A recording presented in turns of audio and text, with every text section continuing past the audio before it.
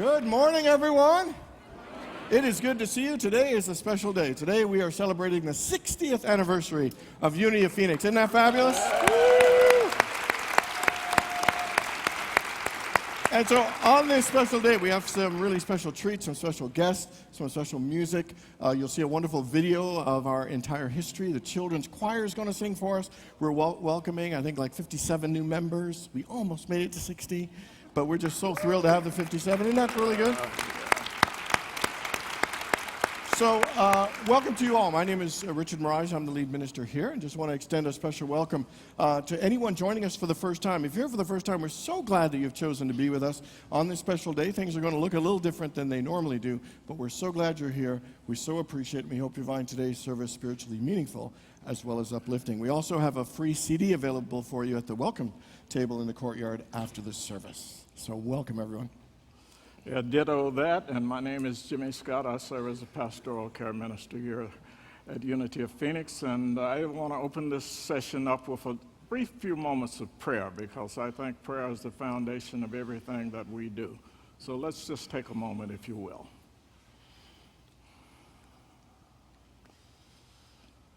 And as we focus in towards that Spirit of God within us and find that space in our hearts where we accept with open heart and open mind the Spirit of the Almighty that dwells in us, we give thanks for being here on this special 60th anniversary day to express our love and appreciation for the Spirit of God, to express our love and appreciation for each other, and to give thanks for all of those folks who went before us to make this place the incredible ministry that it is. We give thanks in the name and through the nature of the living Christ, and so it is.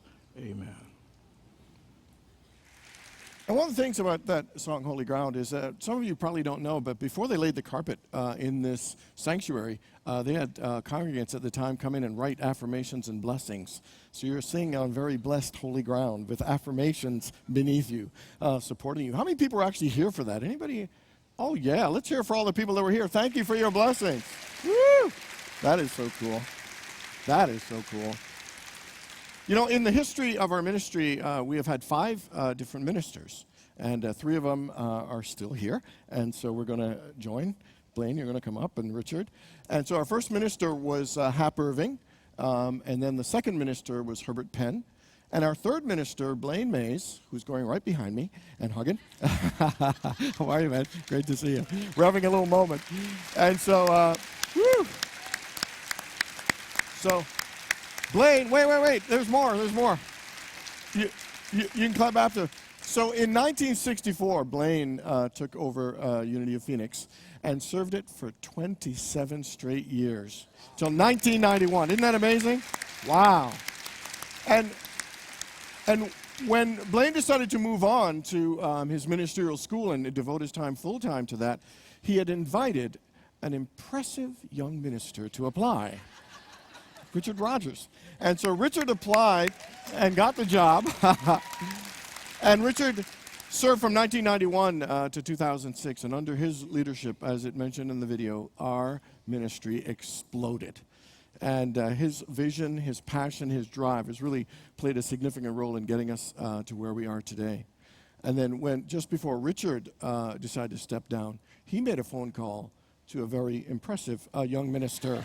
And so I've been here since 2005. And so standing up here represents 49 of the 60 years of ministerial leadership in this ministry. Isn't that cool? Wow. Woo-hoo. Blaine, thank you so much, man. And you look fabulous, by the way. Fabulous. All right. Thanks, man. Thanks. And you know, as ministers, while we are the spiritual leaders, we know we can't do it on our own. And we have had a number of amazing associate ministers over the past years. And so I just want to acknowledge those that are here. First of all, she started in 1995 with the ministry, and I think stayed till 2003. And so please welcome Reverend Kathy Kellogg.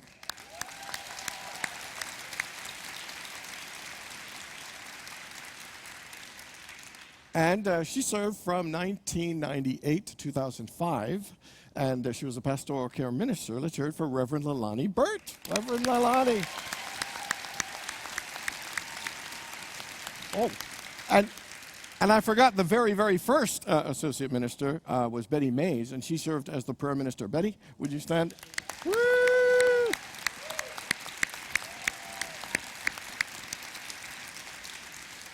All right. And Reverend Jill Rogers served the ministry from 2001 until 2004. Let's hear it for Reverend Jill.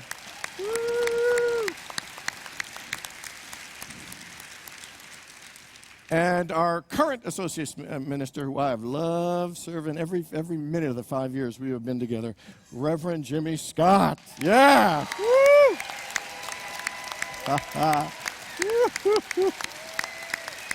Woo!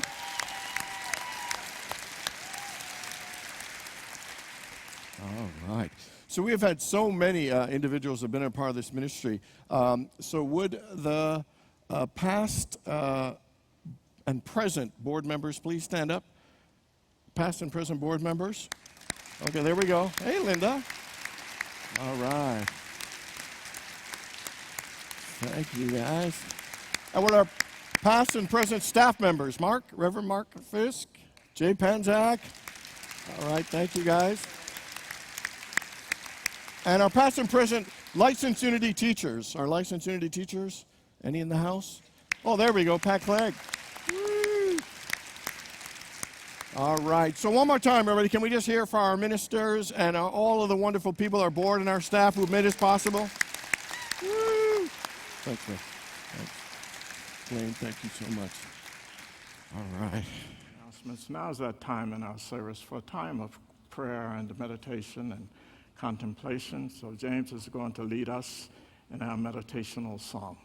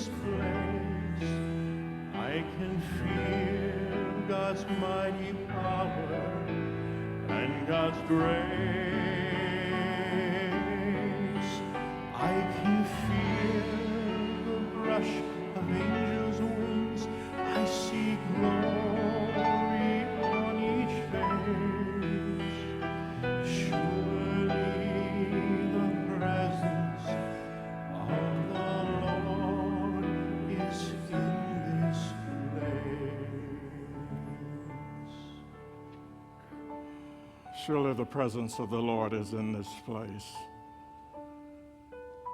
Because where two or more gather together, there is always that presence, that spirit that is there.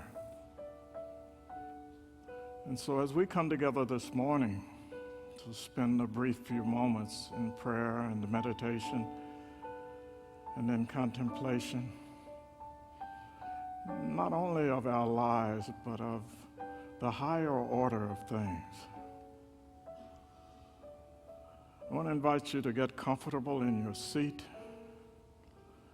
You take a deep, relaxing breath.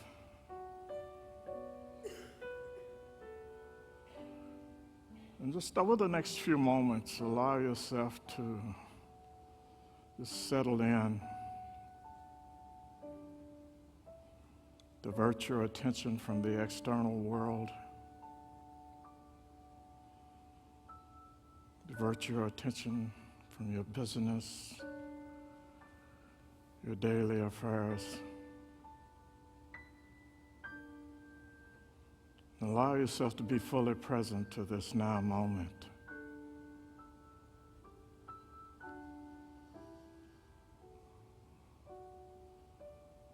The prophet Khalil Gibran reminded us that now is the most important moment we have.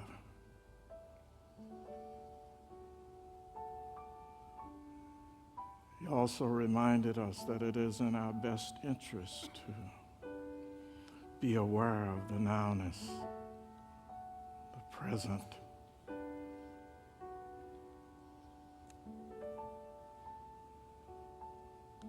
right now, right here, in this place, in this present moment, the Spirit of the Almighty is alive and well in each one of you.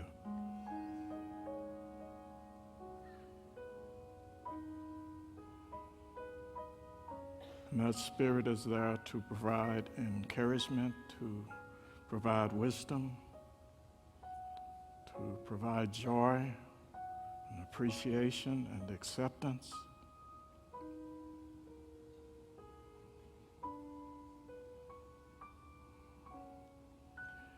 And it is there to remind us that we are all one. We are one in this great chain of humanity.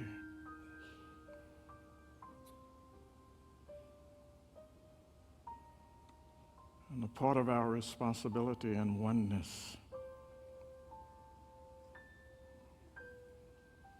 is to allow the Spirit to flow.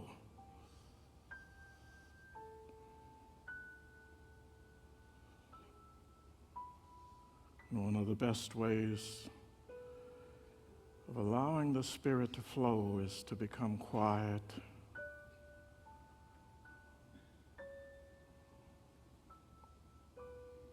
to get still.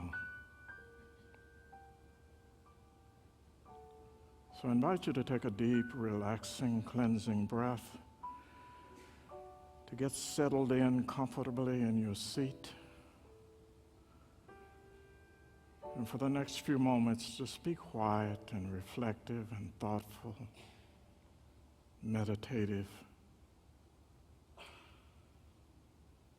and be still.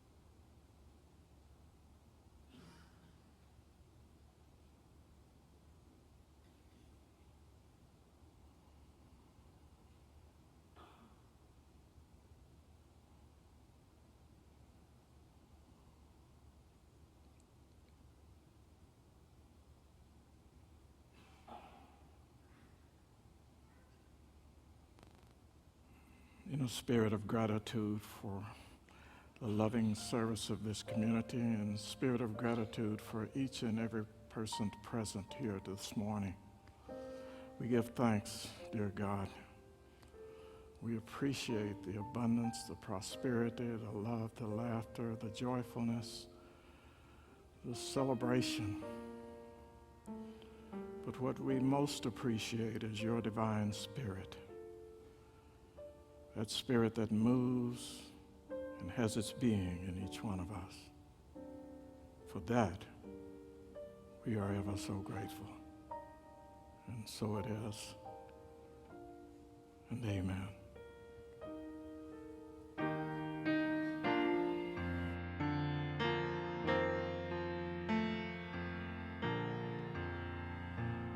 Our Father, who art in heaven,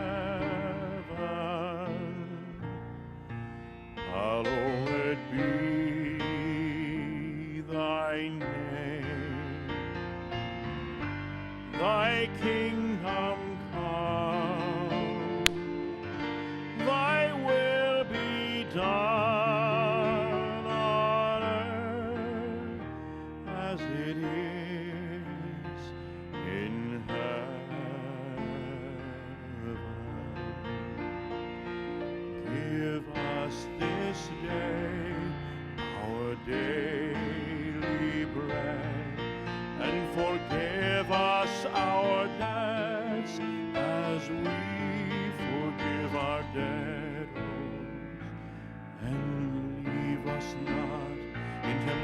salvation, but deliver us from evil.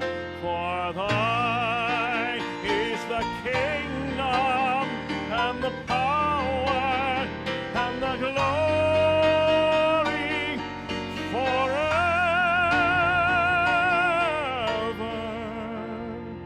Amen.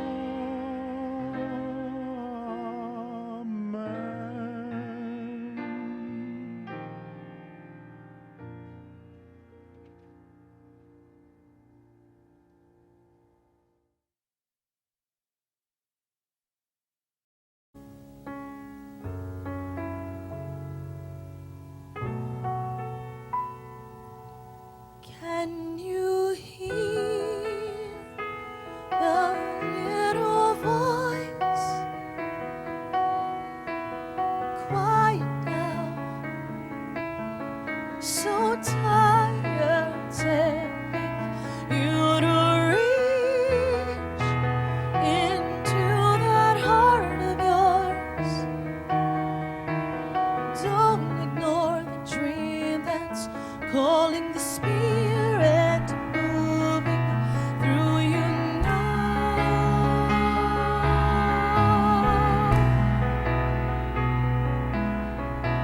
Slowly growing louder, stronger, be free. The walls are falling down. The music's breaking through the clouds. Come and feel the warmth of the sun. The beauty of a song that's been unsung for so long. God, don't let the music die. The time has finally come. Cry no more. Open your wings, go and soar. The music lifts you higher. Believe your heart, it's beat the rhythm that surrounds you now. Oh, now. Slowly growing louder, stronger, be free. The walls are falling down. The music's breaking through the clouds. Come and feel the warmth of the sun. The beauty of a song that's been unsung far too long. God, don't let the music die. For the first time in my life, I'm drowning in all the joy, the rapture. This moment is mine. Be free. The walls are falling down. The music's breaking through the clouds. Oh, won't you come and feel the warmth of the sun? The beauty of a song that's been unsung far too long.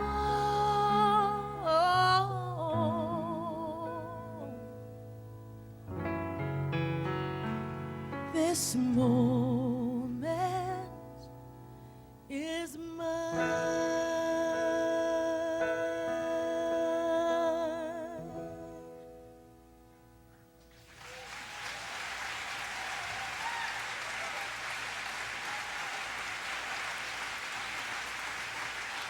Thank you.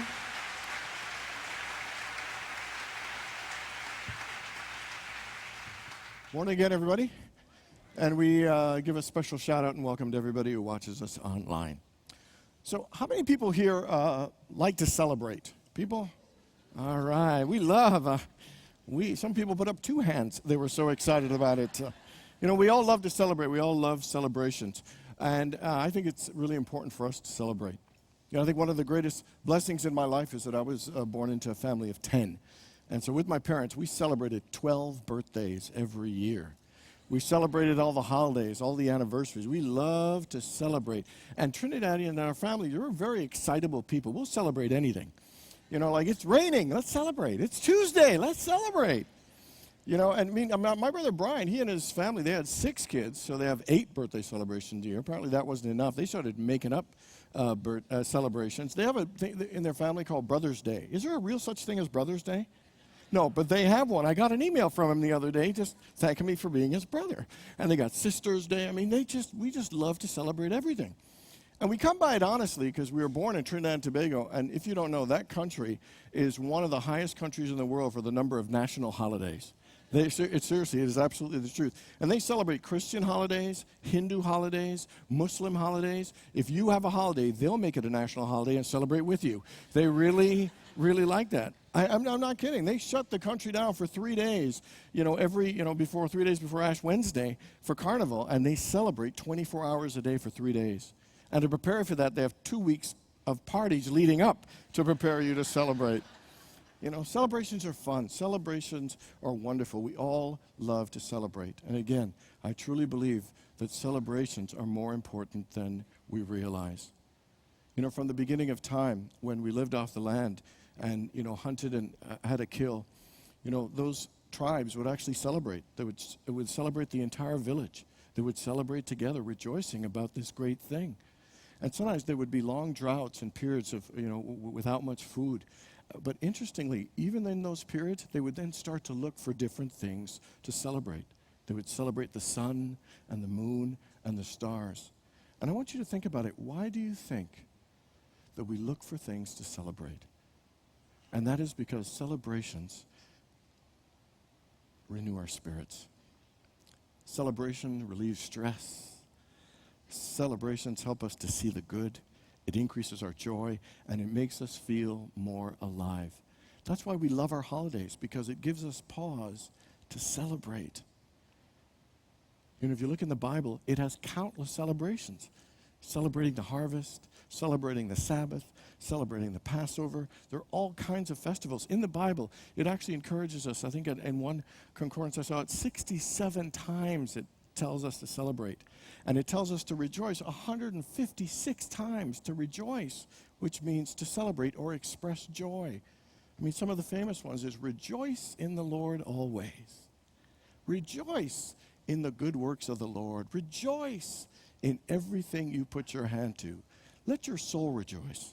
Let your heart rejoice. Let your tongue rejoice. Let your bones rejoice. Let the heavens rejoice. Let the earth rejoice. Let the nations rejoice. Let the distant shores rejoice. And my favorite from Romans 12 is rejoice in those who rejoice. Seriously, that is a lot of rejoicing. So you get the clear message that God wants us to celebrate life. To rejoice and celebrate in all we do, and to rejoice and celebrate in the wonders and the work of God. Rejoice and celebrate in the people that love us. Rejoice and celebrate life. Do you think it's any coincidence that Jesus' first miracle happened at a celebration? It was a wedding feast. It was a celebration. Do you think it's any coincidence that his first miracle was turning water into wine to keep the celebration going? And his mom told him to do it. And really, it's in the Bible, really. Celebrations are powerful and they're important, and here are some reasons. First, they renew us. Because sometimes life can be tough.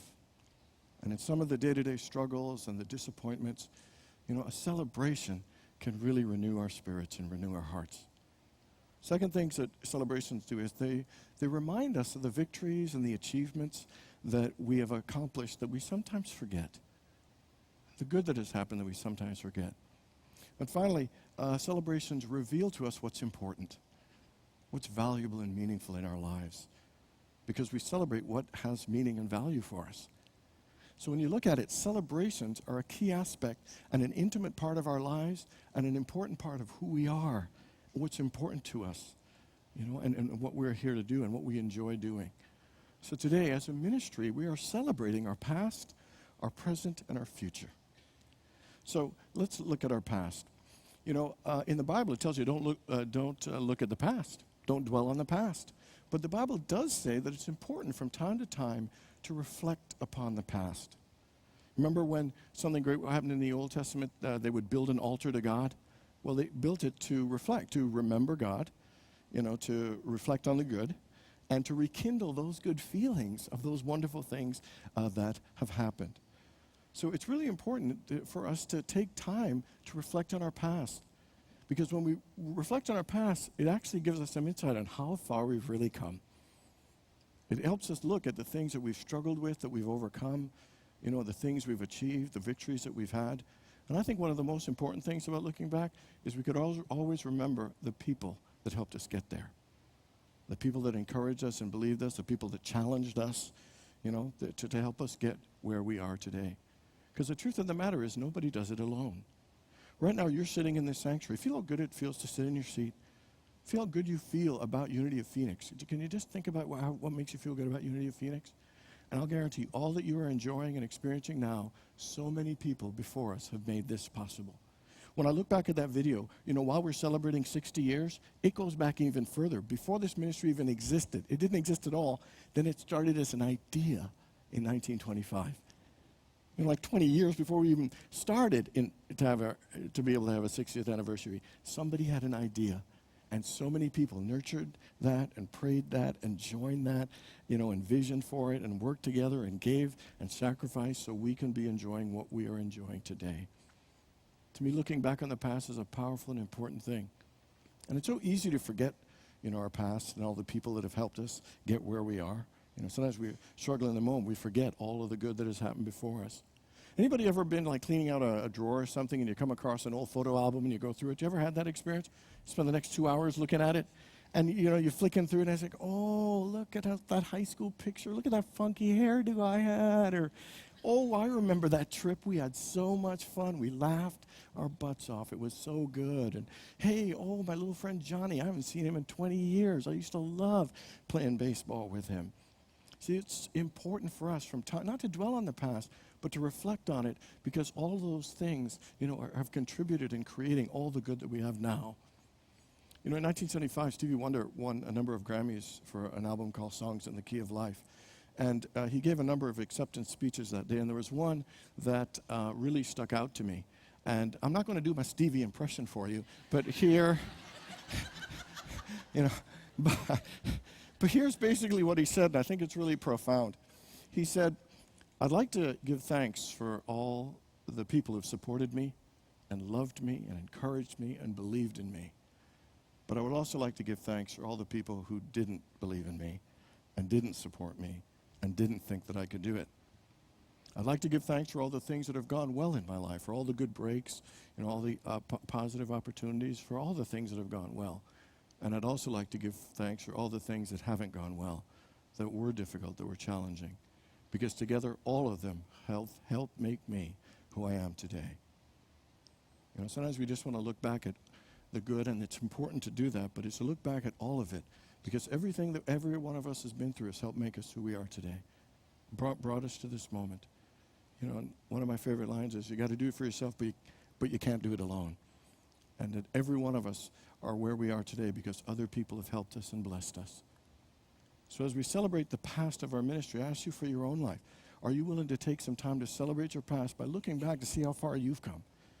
To look back to see how you have overcome so many struggles, how you have made such great achievements, and how many people have loved you and supported you and believed in you to bring you to this very moment. It's important to take time to celebrate our past. So let's jump ahead right to the future. So how do you celebrate the future? That sounds kind of crazy a little bit, celebrating our future.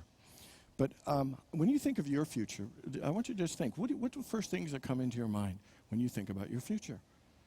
For many of us, sometimes when we think about our future, we get a little scared. We have a little anxiety. We feel a little hopeless. We feel like maybe things will get a little worse. But the way we celebrate our future, the greatest way to do it, is to remember the words and believe the words that appear in the book of Jeremiah. And it says this, "For surely I know the plans I have for you, says the Lord. Plans to prosper you, not harm you. Plans to give you hope and a future." The best way for us to celebrate the future is to remember that God has a plan to prosper your life. God has a positive purpose for your life. That as good as it's been so far, there is even more to come. God has more in store. So the best way to celebrate the future is to live it hopefully, to live it optimistically, to live it excitedly, enthusiastically, gratefully, and joyfully, to look forward to your future and the greater things still to come. The way to celebrate our future is to open ourselves to the positive possibilities for our lives, for the blessings, for the lessons, for the opportunities, for all the good that can still come before us. Everybody remember in the book of Numbers how Moses sent out his spies to see what the promised land looked like? And I think there's something powerful there for us. That God has a positive plan, but we have to be open to it and send out our spies to see what it would look like. The Spirit is calling all of us to spy, which is to use our mind's eye, our imagination, and our creativity to see the greater possibilities. To see the positive potential for our relationships, for our finances, for our careers, for everything. I mean, as good as this ministry, the 60 has been, the best is still yet to come. As good as it, Spirit is calling us, to look to even greater things. And so we are hopeful and excited and opening up to the possibilities, and we call that Vision 2020, looking ahead at the possibilities. In about 3 weeks, we're going to start construction on phase 1 to enclose our courtyard.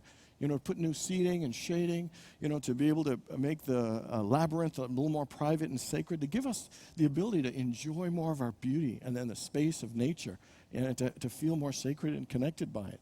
As a part of this vision, the possibilities that we're opening to and spying out are an assisted living facility, a chapel, a prayer tower, a new sanctuary, and soccer fields for kids and the community to use as well. I mean, we have a vision. We're spying out the promised land for Unity of Phoenix, to fulfill these 19 acres and just to fill it with activities that really are spiritually centered and will feed this message that Unity and the vision that Unity is all about.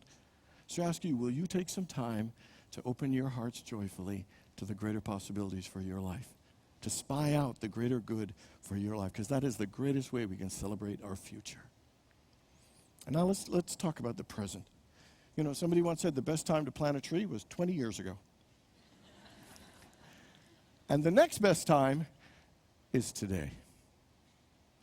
As great as our past could have been, as great as the future could be, today is the only day that we can live our lives. Today is the day to act. Today is the day to love. Today is the day to live. Today is the day to forgive. Today is the day to dream. Today is the day to create. Today. Living today, is the way to honor the past, and it's a great way to celebrate our future. The way we celebrate our present is by doing 2 things. Number 1, face whatever it is going on in your life right now. Some of us going through some tough stuff. We don't want to face it. We want to ignore it. We want to run away from it. The great way to celebrate the now is to face whatever it is that's going on for you, whatever is up for you. Anybody see that Adam Sandler movie called Click? Anybody see that? Okay. He had this universal remote control that he could fast forward and rewind and pause and mute his life, so that when things were not going well that he didn't like his wife yelling at him, he'd fast forward. He had to take care of the kids trying to get work, they're noisy, he muted.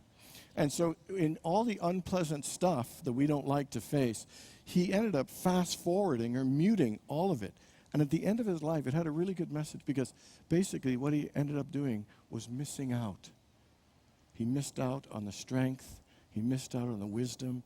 He missed out on the joy. He missed out in all the growth, all the fulfillment. He missed out on the bonding he had with his family, because when you go through things together, there is a connection. So the greatest way that we can celebrate the present is handle what is up for you right now. Whatever is going on for you, don't hide, don't run from it. Embrace it, welcome it, accept it, live through it. And I guarantee you, it will bring forth a great present, and it will bring forth an even greater future. And the second way to celebrate the present is to appreciate what you've got right now. So often we're waiting for the bigger job and the relationship and the economy to get better. Your life, no matter how many challenges you've got, is filled with so many blessings.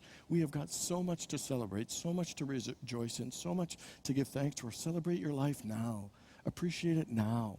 Pretend you're a Trinidadian and make every day a holiday. Celebrate now. There's nothing stopping us. Go home tonight. Use your best dishes and have a toast, even if it's with water. Celebrate. Find ways to celebrate and enjoy your life, because there is so much. We don't need to wait for it. It is here. The fields of our lives are ripe for harvest. The question is, are you willing to rejoice in it? Are you willing to celebrate and appreciate all that God has given us? Today is a day of celebration.